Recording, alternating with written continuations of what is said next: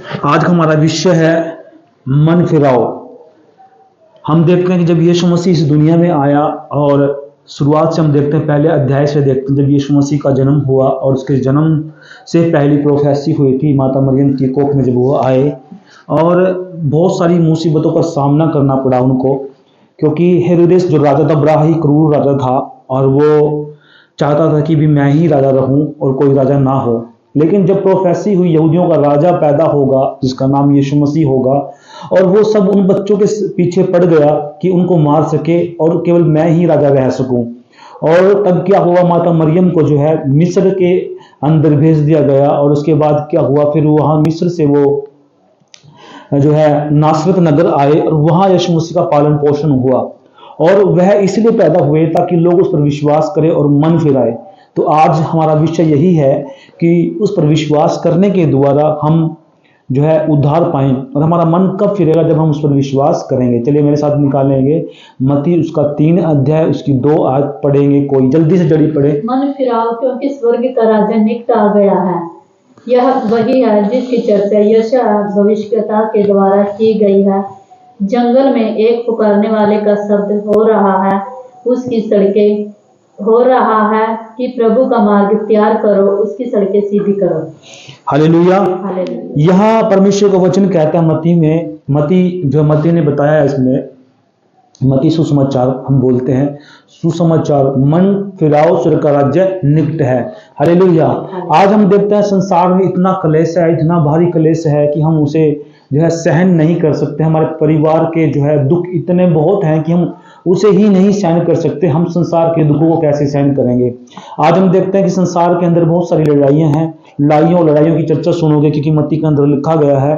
तो लोगों के ऊपर इतनी पीड़ा है, इतने पीड़ित हैं लोगों की समस्याएं खत्म नहीं हो रहा। आज अंतिम समय में यीशु मसीह आने वाला है। मेरी तरफ देखें, किसी और तरफ ना देखें।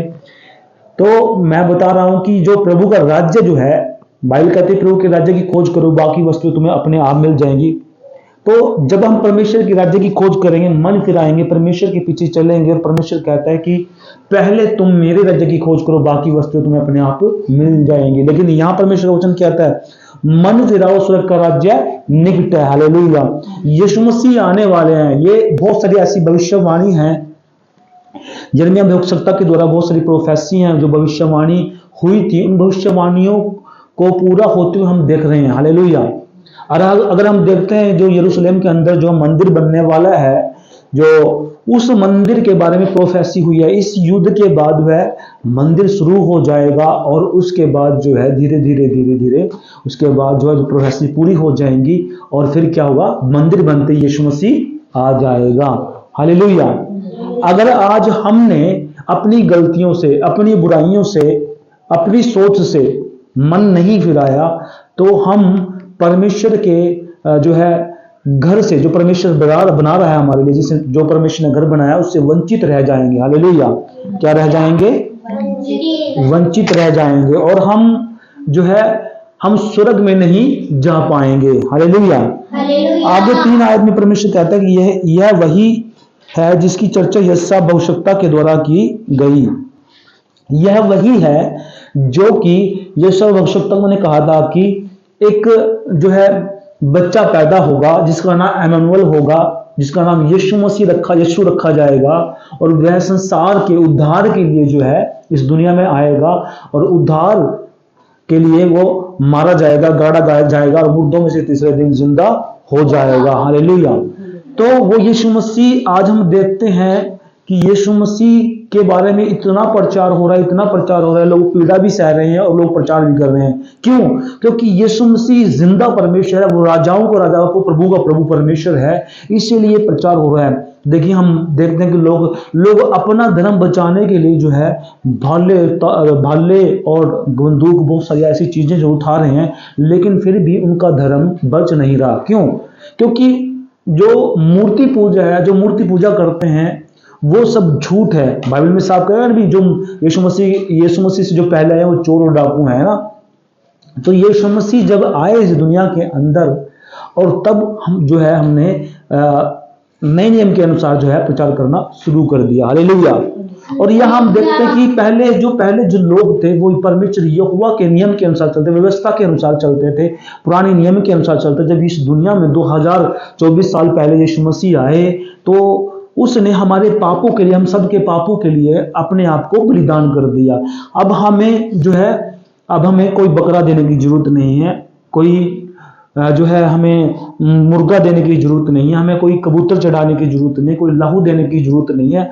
हमारे लिए सिर्फ यीशु मसीह मारे गए, गाड़े गए और मुर्दों में से तीसरे दिन जिंदा हुए, वो लहू बहा दिया गया है। बार बार लहू नहीं बहना। केवल हमें क्या करना है, मन फिराव के लिए परमेश्वर से माफी मांगनी है, परमेश्वर के सामने गुनाहों को मानना है कि परमेश्वर मुझे माफ कर दीजिए, जो भी मैंने पिछले वक्त में पाप किए, और मैं मानकर छोड़ता हूँ आज से आप मेरे प्रभु हैं, मेरे अंदर आइए, मैं आपका मंदिर हूँ। परमेश्वर हमारे अंदर आ जाता है और फिर क्या हो जाता है, हमारी नई जिंदगी शुरू हो जाती है। Hallelujah, hallelujah. प्रोफेसी जो है बहुत पहले हुई थी, जब यीशु मसीह पैदा भी नहीं हुए थे। हालेलुया।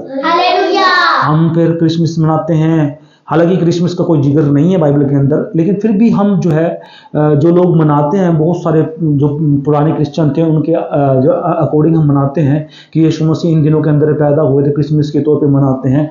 लेकिन क्रिसमस जो है कोई त्यौहार नहीं है बाइबल के अंदर, कोई भी त्यौहार नहीं है बाइबल के अंदर। मैं सच कहता हूँ, बाइबल में कहती है कोई त्यौहार नहीं, कोई जिक्र नहीं है। हमने बहुत बारी बाइबल पढ़ी है, कोई जिक्र नहीं क्रिसमस का, लेकिन फिर भी लोग मनाते हैं। हालेलुया।